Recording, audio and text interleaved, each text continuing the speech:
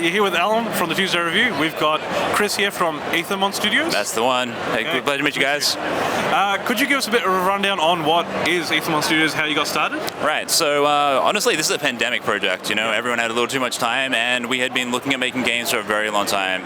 And the Monstertainment theme just spoke to us. Okay. So we've actually making a series of games in this world, and we've been doing this since like 2020. Right. Yeah. So the thing that drew us very quickly was the aesthetic. Yep. Just love that overall aesthetic, like the JRPG anime kind of. Yep, absolutely. Yeah, just absolutely awesome. I'm like, we gotta check this one out. And if anyone, you know, this might not go up during PAX, but if anyone gets a chance, you have to check it out. It's just amazing. Could you give us a brief rundown on how the game is played? Right. So this is Aethermon Collect.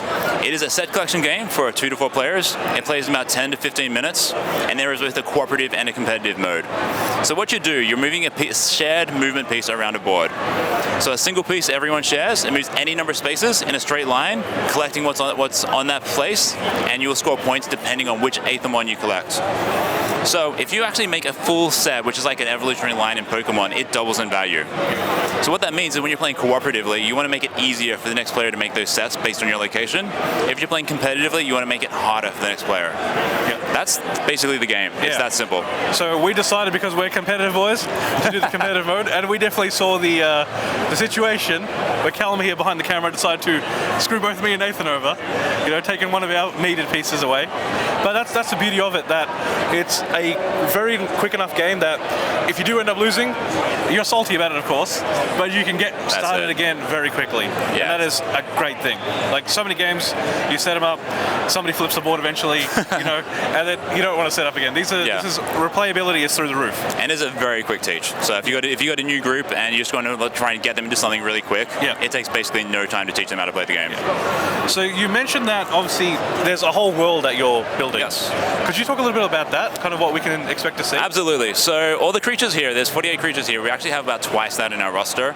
Okay. And we have been building a larger JRPG game which sort of condenses the computer JRPG into the tabletop format. So each of these characters actually has like a mechanical identity, and we are going to have a progression and leveling system which can be transferred to a whole bunch of different scenarios. So if you take our our fire kitties, right?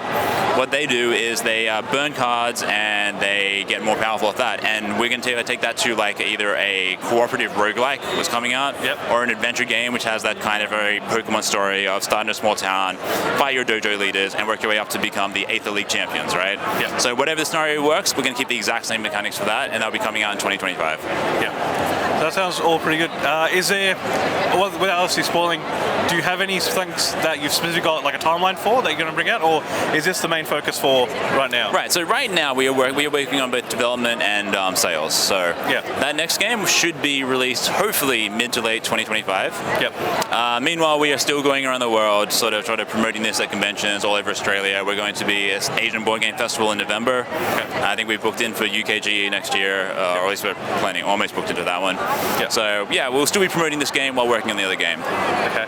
And where would be the best place to find you if somebody wanted a copy of this game? Right. So aethermon.com/shop, or just aethermon.com and click on the word shop. That'll give you a chance to buy this game. Right now we actually have free shipping on all these games, so it's a great time to do it.